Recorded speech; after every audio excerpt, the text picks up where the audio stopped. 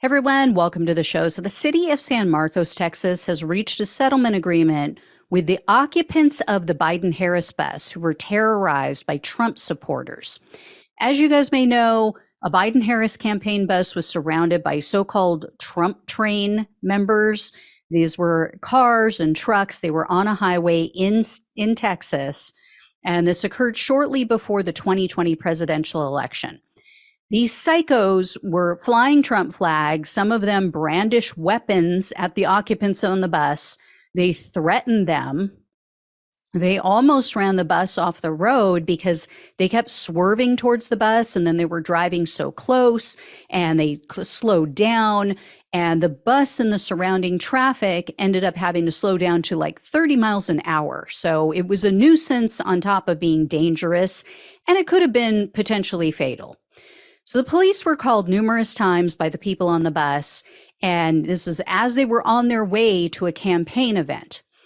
The San Marcos Police Department did nothing. They did not help. They would show up. As soon as the cops would show up, everybody went back to driving normal, like as if they weren't doing anything wrong, and then the police would just take off again, and it started up all over again. So they did nothing to stop this domestic terrorism, even after one of the trucks in this Trump train slammed into the side of a car. The car was following the bus, and there were campaign people in it. There was campaign staff driving in the car. They were following behind the bus and trying to maintain their lane. And this big truck, this lifted truck, slammed into the side of them with his tires and pushed them out of their lane. So some of the occupants of the bus sued the police. They also sued some of the drivers in this Trump train. And two of the drivers have already settled their lawsuit. I shared that with you guys a while back. But there's still suits that are pending. And through the discovery process, the plaintiffs in this case discovered that not only did the police not help them, they actually mocked the people on the bus. They were making fun of them and how scared they were, and they purposely withheld any assistance. Well, that indifference to domestic terrorism and this partisanship is now going to cost taxpayers, because they have just settled, the parties have agreed on a settlement of $175,000. And as part of the settlement, the city of San Marcos has to conduct training with their officers about how to respond to political violence. The city issued a statement saying in part, quote, "While the city of San Marcos continues to deny many of the allegations in the lawsuit, the city of San Marcos Police Department's response did not reflect the department's high standards for conduct and attention to duty. As such, the city has elected to work together with the claimants to reach a resolution that will bring an end to the lawsuit and improve future operations of the city of San Marcos Police Department." Then they also apologized to the four plaintiffs, and they said, quote, "All members of the police department, both sworn and professional staff, will attend training in the coming weeks. This training will remind members of their obligation and role in developing and fortifying community trust and respect in local law enforcement."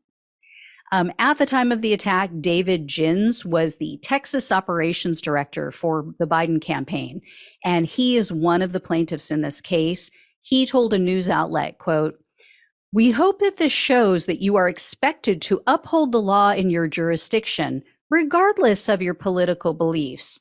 It was extremely scary to be going on the highway for about an hour and a half with not a single law enforcement officer in the city of San Marcos showing up." Wendy Davis is another of the four plaintiffs. She was actually a Texas Democratic candidate for governor at the time of this incident, and she was also on the bus. She was headed to a campaign event with the team for Biden and Harris. She was going to campaign on their behalf.